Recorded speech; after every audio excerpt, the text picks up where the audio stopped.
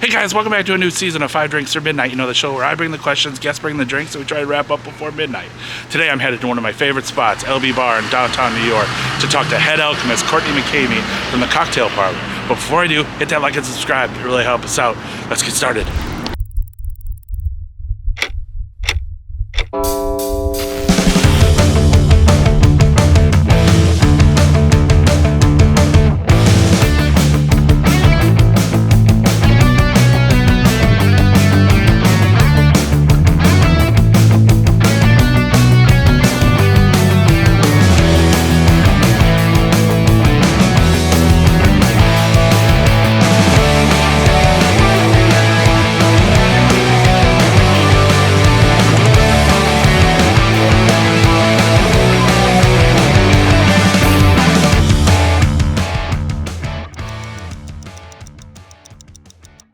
Courtney, thank you so much for joining us. 5 Drinks or Midnight. 5 drinks, 5 questions. Midnight, whatever comes first. Yeah. Thank you for joining me at Little Branch. Thank you. How are you doing? I'm doing swell. Excellent. I guess our first question is, what are you drinking?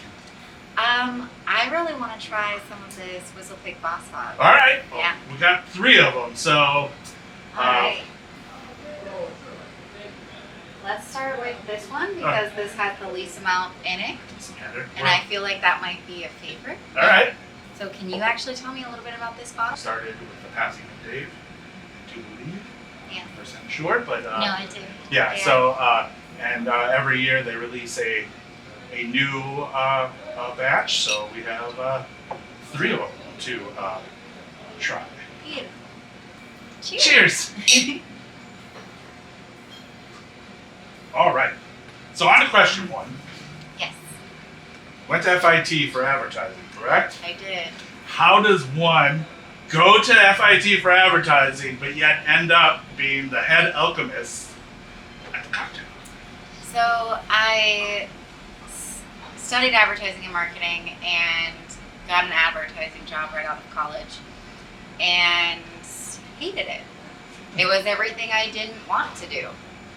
Even though I thought I wanted to be a copywriter, and I thought I wanted to do like this half creative, half business kind of job.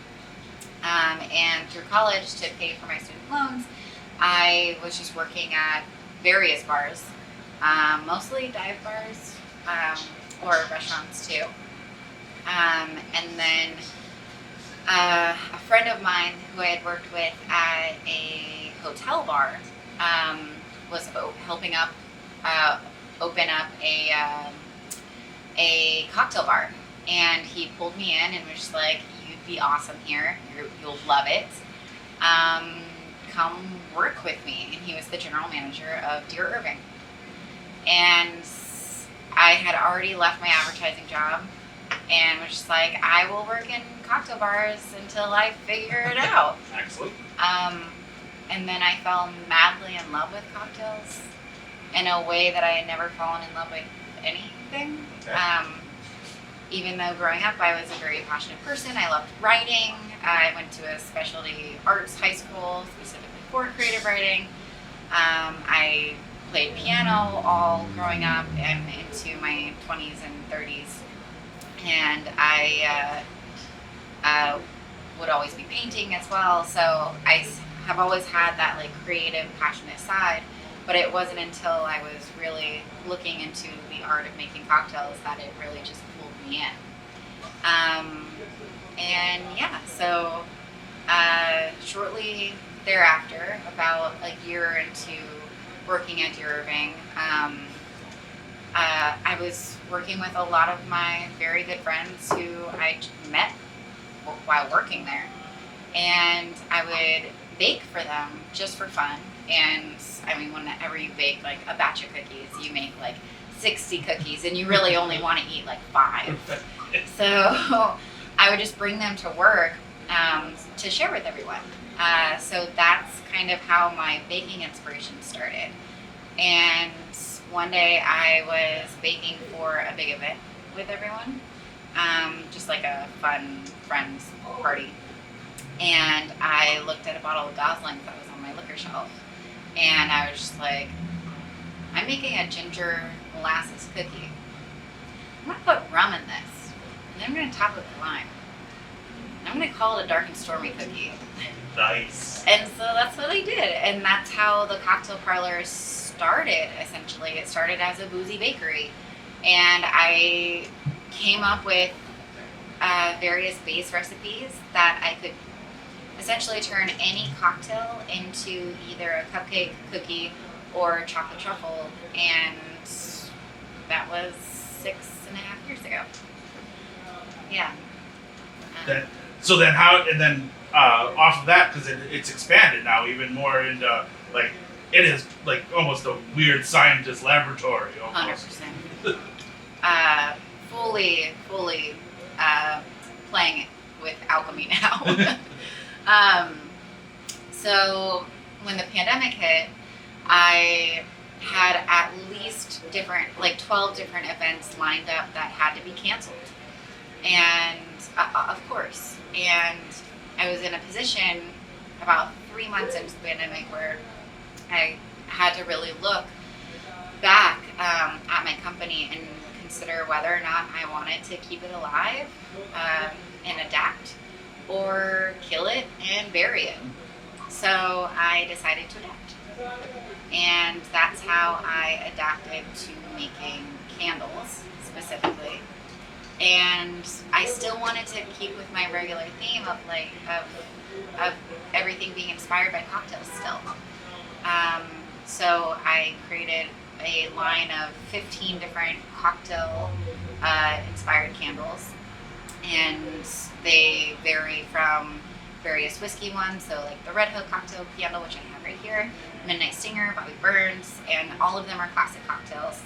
And then I also play with like an aviation one, with gin, specifically aviation gin.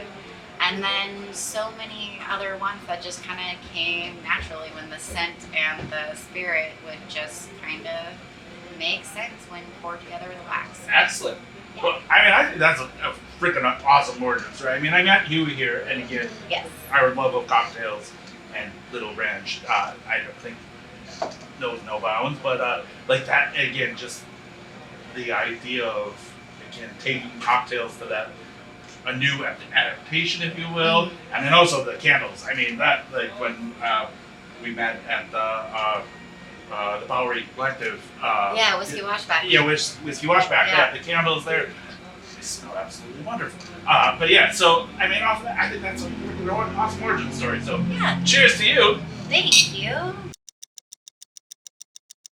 On to drink 2, question 2. Yes. Which one are we doing next? So this one is 2 years ago, and it's their rye finished in the Japanese Mezzanera cask. Ooh. So, I also feel like I have to be very delicate with my just sauce. pull it open. No. Good cork pop. There we go. Please, you first.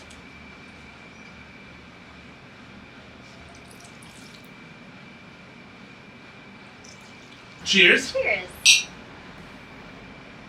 All right. So, question 2. Yes. Is there a cocktail that has not worked out for either a baked good or a candle per se? Good question. You know, I often tell people that I don't bake with vodka, and I really don't unless a brand really pushes for it. And I did work with Smirnoff once. This is a 2-part answer.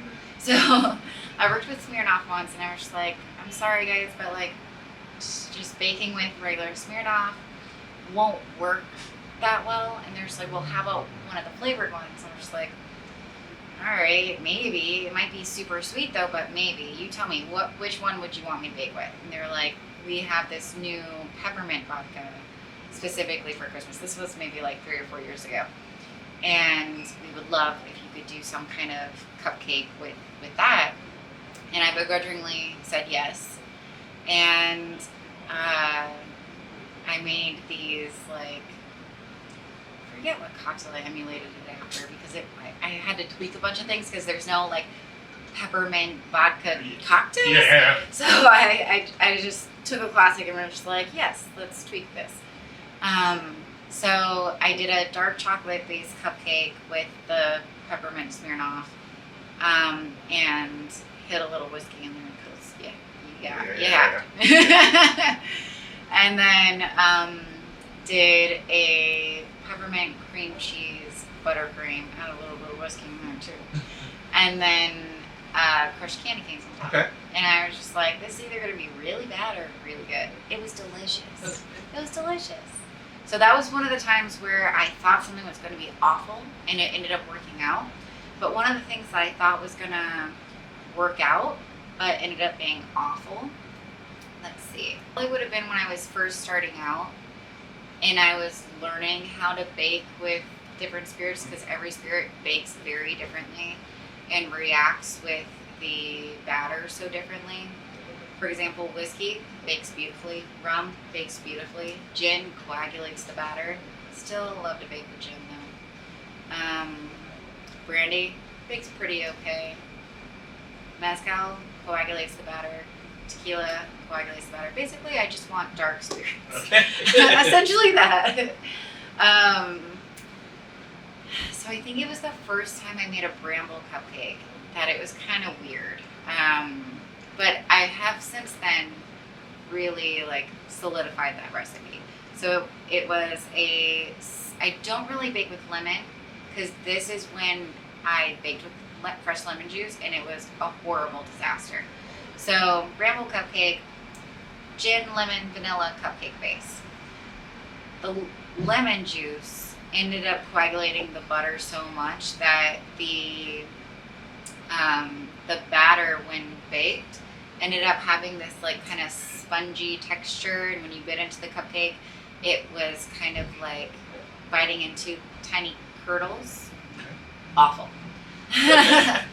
And then the buttercream was a blackberry gin buttercream, but it was too sweet. I had made a blackberry syrup, and when you make a buttercream, you have to use a dry substance as your base, so most people use confectioner sugar. So it was just sweet on sweet. It wasn't really balanced, and then I just stuck a whole blackberry on there, which also doesn't really work in tiny cupcake form, because then you're chewing through a giant berry that has huge seeds in it. So, worst cupcake I've ever made probably. But since then I've made a much better version. I cut the blackberry in half now.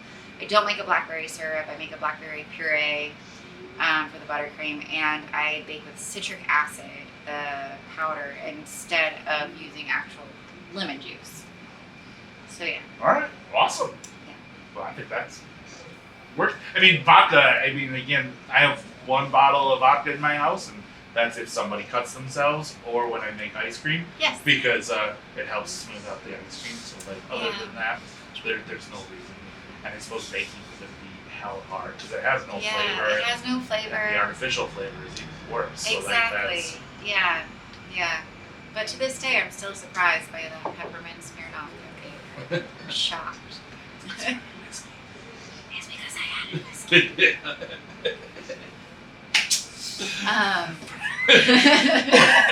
But yeah. And then for candles, I think the probably the worst candle I've ever made is my April Fool's candle. And it's a vodka soda candle. Okay. And it's literally just an unscented candle. So that's my worst candle. All right. But it only comes out on April 1st every year. All right. Yeah. Good to know. I'll have to... You'll have to try it. There you go. Yeah, vodka soda. It's perfect. It's got no taste.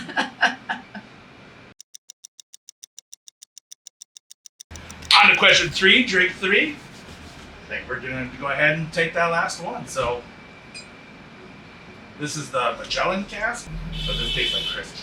So, like, this was... Finished in Spanish oak and South American teakwood. Alright, yeah, so... Never. I did it last time and I should have fought it. Alright, so cheers. Cheers. That's delicious. Yep. I mean, the others were delicious too. But This one. You could bake some good stuff with that. Oh, I could bake a lot of good stuff with that. So, I guess off of that, question 3 is, where did the love of baking come from? is it a family thing? I mean, you said your brother was a chef as well, so cooking must have been installed in the family at a young age. So Yes. Where did the love of baking come from? So it primarily came from my mom and my grandmother.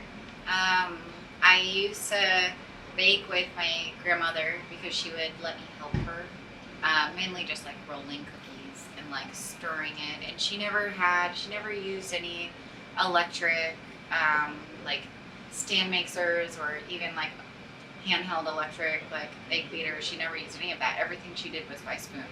So kind of an ode to her. At least when I make cookies, I always make it by spoon. Meaning, I never use anything electric, and everything's entirely beaten by hand. And I feel like that ends up giving the cookies this very different texture, because when you're using an electric mixer, specifically a stand mixer, it's a very intense machine, and it can kind of overwork the dough. Sometimes a bit too much. For cake batter, you have to, because there's more wet ingredients and dry ingredients, so you have to kind of solidify it somehow, and you're not able to really do that by hand. That's just science and physics. So when I make cookies, I always just do it by big wooden spoon like she used to. And same kind of hobbies also like went with my mom too. My mom was always so busy. She was a homemaker, so she was constantly like cleaning the house and prepping dinner, gardening. I grew up in the middle of the woods in Virginia, so she had gardens surrounding the house basically. And she would get me to help her pick blueberries, and then we would make desserts with those blueberries. And so she definitely helped me with like my foraging desires, and then to turn those foraging desires into baked goods. So it was definitely the two of them combined that kind of brought out my desire for baking. And as a kid, once I was old enough to use the oven without supervision, I would just experiment. And a lot of the things I made were really awful at first, definitely. I remember I made like a pudding cake once. It was awful. It molded like the next day because it had so much dairy and so much liquid in it, and I let it sit out, and it was horrendous. I'll never do that ever again. But once I did get more of a handle on baking, there were a few things that I created that I still make to this day. Like, I think it was when I was 17 or 18, and I was playing around with puff pastry, and I wanted to do these little fruit tarts, so I took a bunch of black plums and made this sauce with black plum, persimmon, various baking spices, and then stewed it to the point where it kind of like turned into a gelatin, and then added it to partially baked puff pastry, and then baked it longer. And then I was just like, you know what, this is missing something. And I looked in the fridge and found a container of creme fraiche, and mixed up creme fraiche with some vanilla extract and nutmeg, put that on top, and then I was like still missing something. And then so I took a grater and grabbed a lemon and took some lemon zest from the lemon, and then put it right on top, and I was just like, now it's done. And I still make that to this day. That's awesome. Yeah. Joke that I'm a wooden spoon survivor, because again, my mom was a chef, so again, I totally understand that point, because again, she still makes. She passed a long time ago, but I still cannot recreate her cookies, and like both my brothers all have separate cookies that were my mom's favorite, and I cannot remake them at all. But I get the idea that thing by spoon, because again, she just knew when the batter or the dough was done. You just know. Yeah, and like she was. But like, if you're looking at it being mixed together in with a like, machine, you're just like. Yeah, you don't know. No. Yeah. And like so that to that point, yeah, like, and again that wooden spoon is very dangerous. So it has a very dangerous flashback memory for me because. Oh yeah, you get smacked all the time with it too. Yeah. Oh yeah. So like that was, so to that point, I totally understand the idea of that you have to just make it by spoon, which is I totally understand. Yeah. One day maybe I'll open my own bakery. We'll see. Oh, well, I guess wooden spoons included. I guess what would be next for you? Like, is that? Yeah. So I actually had plans to open a small bar and bakery pre-pandemic, and I was about to sign a lease on Orchard Street in March 2020. Totally understand that. And that obviously failed. And it was kind of serendipitous, I think. Because if I had signed the lease perhaps a month prior and had only been in that spot for a month before the pandemic hit, then I don't think I would have survived it, because doing build out alone would have taken at least 5 months. Yeah. And I mean, when the pandemic hit, everything was just still. There was a stillness in the city that I've never felt. No one was working. No one was moving. Yeah. No one was walking outside. It was creepy. It was very creepy. It was probably the most eerie feeling I had ever felt as like an adult and child combined. Yep. Yeah. No. Yeah. It was. Yeah. That's. Yeah. Yeah. To see New York City not move was very, very creepy. Yeah. Yeah. You'd see one car come in the distance and you're just like, oh my god, who's in that car? Yeah. What are they doing? What are they doing? Wait, why am I out on the street? Yeah.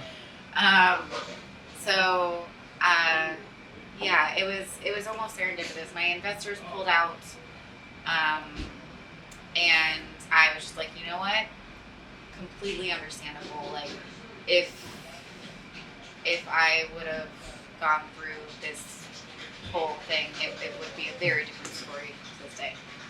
Probably be in a shit ton of debt. Yeah. Which I'm very thankfully not in debt right now. There you go. Cheers to that. Cheers to that. Yeah, that's very important. Yeah.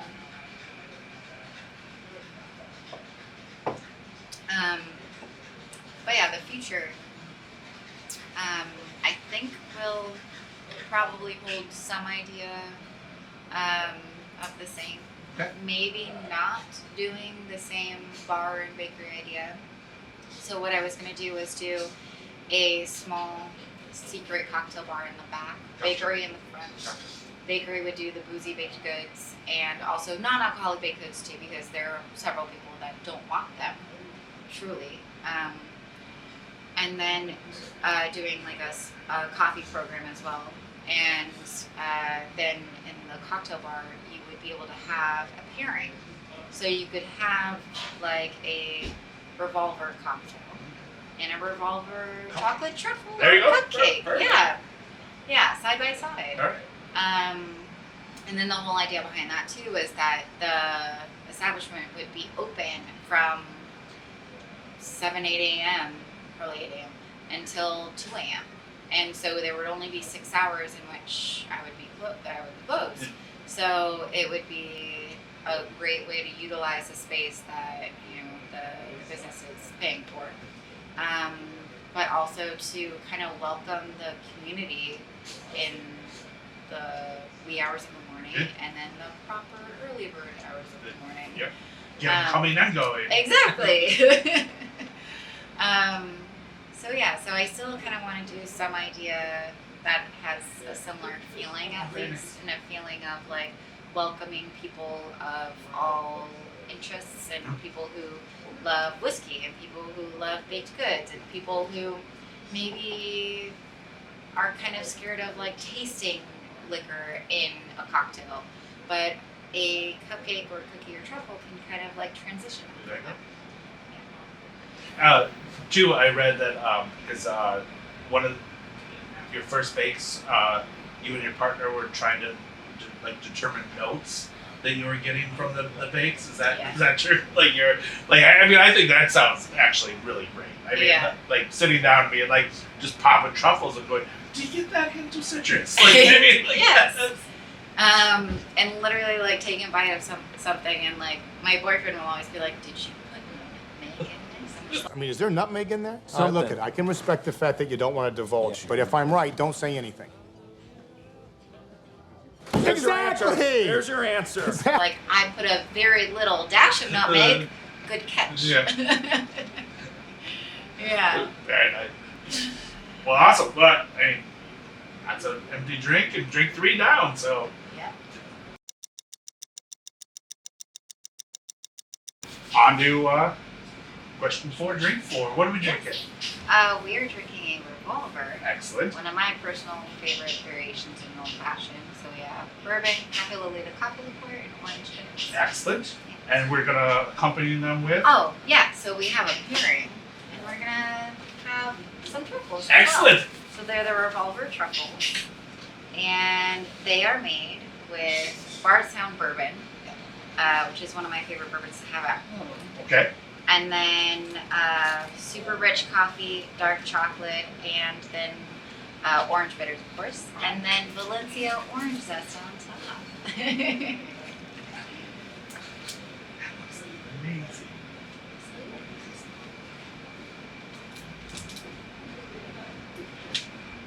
All right. Well, cheers. And cheers. Cheers.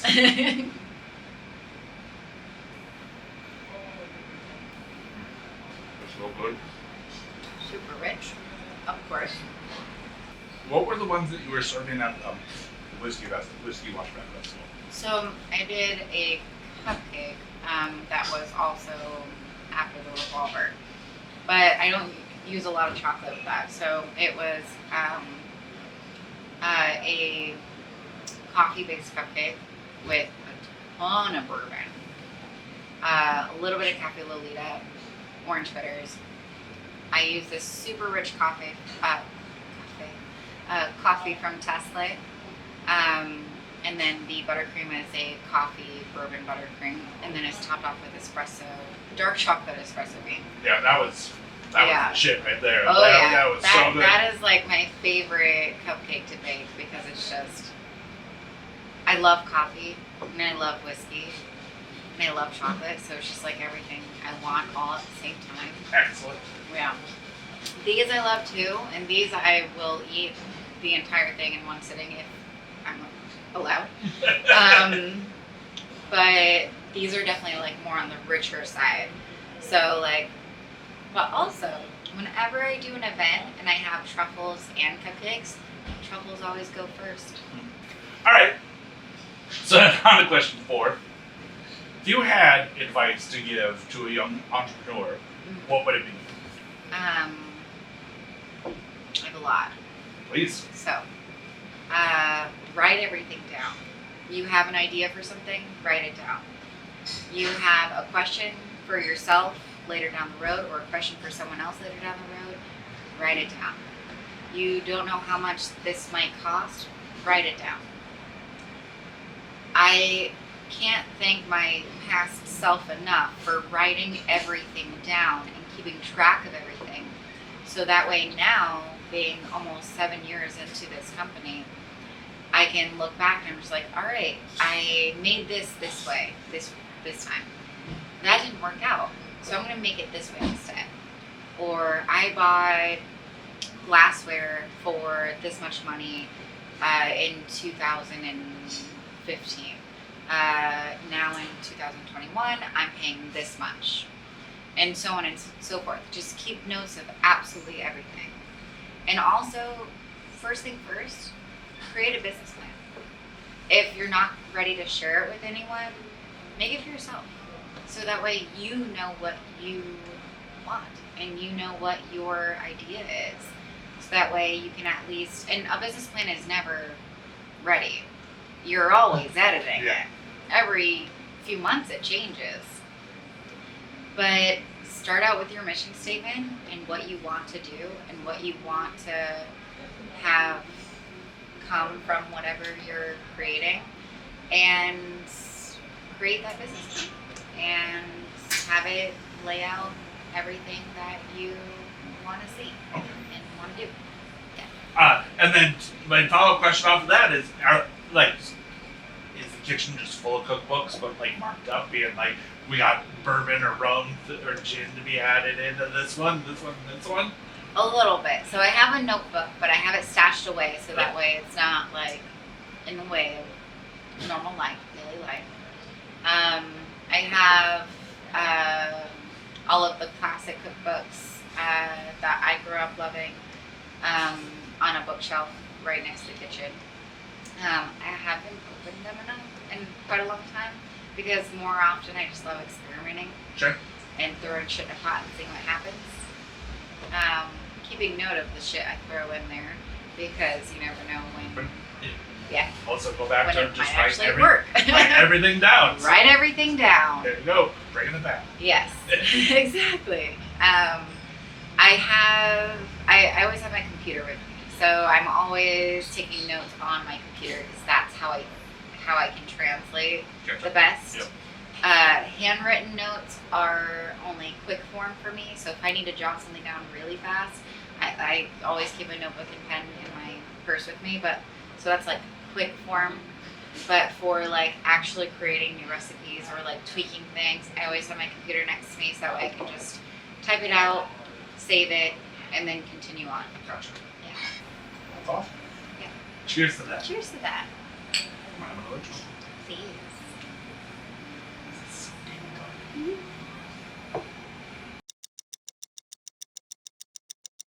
All right. So, on to question 5, our 5th and final drink question of the night. What are we drinking? So, we are drinking a square meal. Okay. And it is rye whiskey with fresh limes and cucumbers that are muddled into the shaking bin with Cholula hot sauce, Worcestershire, and salt and pepper. And then it's dumped and then topped with more salt and pepper. See, this sounds fucking amazing. So again, this is a brand new drink for me, so I'm absolutely loving this. So this is gonna be great. So it's basically the best version of a Bloody Mary. Excellent. Cheers. Cheers. Oh yeah. Mm. Yeah. Yep. Okay. I'm down for that. That is fucking good. Yeah. Yeah. All right. Savory breakfast drink. You can't go wrong.